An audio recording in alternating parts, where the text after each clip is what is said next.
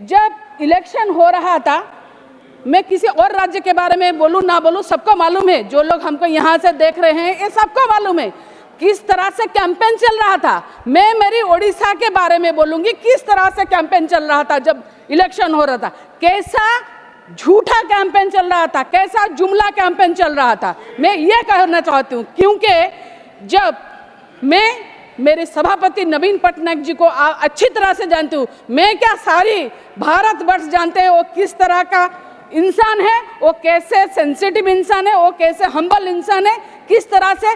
ऐसे नहीं है, बहुत सारी टॉपिक में हम लोगों ने सपोर्ट भी किया है, क्योंकि अनकंडीशनल सपोर्ट भी किया है जिसमें देश का भलाई हो।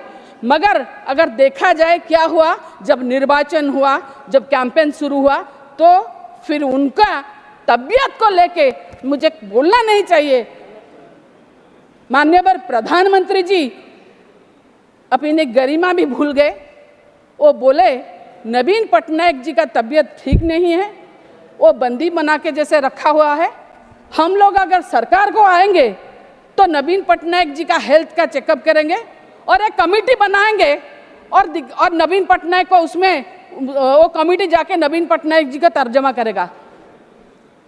मान्यवर, मैं आपसे ये गुजारिश करती हूँ, क्योंकि जब बीजेपी ने शपथ लिया ओडिशा में सरकार का, तब मेरे जो एक्स चीफ मिनिस्टर मेरे सभापति मुख्यमंत्री थे, जो नवीन पटनायक मेरे सभापति है, वो शपथ ग्रहण के उत्सव में गए थे।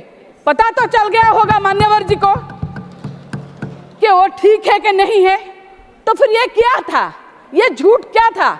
मतलब आप झूठ बोलो, झूठ के ऊपर झूठ बोलो और झूठ को सच करने के लिए और झूठ बोलो, यही है कैंपेन आपका। मैं और एक बात बोलना चाहूंगी कि देखिए, आपने जो बात बोला उड़ीसा के लोग सब याद रखे हैं, याद रखेंगे और आज नहीं तो कल इसका जवाब देंगे। क्या आपने बोला?